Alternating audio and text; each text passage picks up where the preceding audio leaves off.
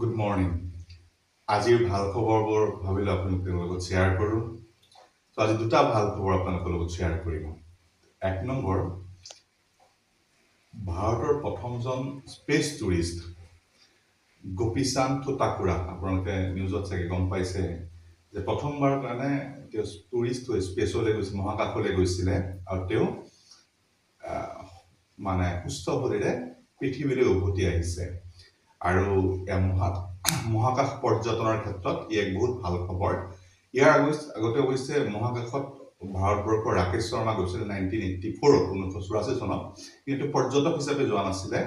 কিন্তু পৰ্যটক হিচাপে ফুৰিবলৈ, আজি আপুনি যেনেকৈ বেলেগত বিদেশত ফুৰিবলৈ যায়, ভাৰতৰ অন্য কোনোবা দেশত ফুৰিবলৈ যায়, জংগল চাফাৰী কৰে, কাইলৈ এতিয়া কেনেকুৱাকৈ মানুহ মহাকাশত ফুৰিবলৈ যোৱা হ'ল। তো আজিৰ তাৰিখত প্ৰাইভেট এয়াৰলাইন্স বুলি কৈছোঁ, ব্লু অৰিজিন বুলি কোম্পানীটোৰ যিটো ৰকেট, তাত গৈছিলে গোপীচান্দ থোটাকুৰা।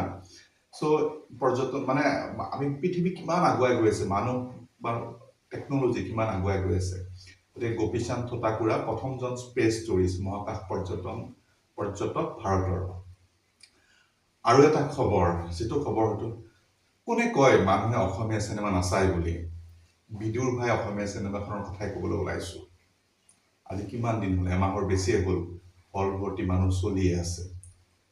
গতিকে আমি যে কেতিয়াবা কওঁ নহয় মানুহে অসমীয়া চিনেমা নাচায়, তেনেকুৱা নহয়। যদি ভাল চিনেমা বনায় চবেই চাব। ইমানটো প্ৰচাৰ কৰা নাই, কিন্তু মই যেতিয়া প্ৰথমবাৰ চাব গ'লোঁ, প্ৰথম দিনাটো টিকটে নাপালোঁ। ছেকেণ্ড টাইম কোনো ৰকম এখন টিকট মেনেজ কৰিলোঁ। এতিয়া গুৱাহাটীৰ হলবোৰত মানুহ কমিছে যদিও 4টা সপ্তাহ 5টা সপ্তাহ চলি থকা ডাঙৰ কথা নহয়। কিন্তু আৰু এটা ভাল খবৰ পেপাৰত পঢ়িলোঁ যে বিদুৰ ভাই চিনেমাখন প্ৰদৰ্শন কৰিবলৈ বিদেশতো মাতিছে। বিদেশৰ অসমীয়া মানুহবিলাকেও হয়তো বিচাৰিছে যে বিদুৰ ভাই চিনেমাখন চাওক। তো অহা সপ্তাহৰ ভিতৰত তেওঁলোকে কেলিফৰ্ণিয়ালৈ যাব, আমেৰিকাৰ কেলিফৰ্ণিয়া, আৰু হয়তো বিদেশৰ অন্যান্য ঠাইতো প্ৰদৰ্শিত হ'ব বিদুৰ ভাই চিনেমাখন। তো কথাটো এইটো নিশ্চয় ভাল খবৰ। যিসকলে চিনেমাৰ লগত জড়িত, কলা কুশলী হওক, আৰ্টিষ্ট অভিনেতা অভিনেত্ৰীয়ে হওক, বা চাউণ্ড ৰেকৰ্ডিং বা প্ৰডিউচাৰে হওক, ভেৰি ভাল খবৰ।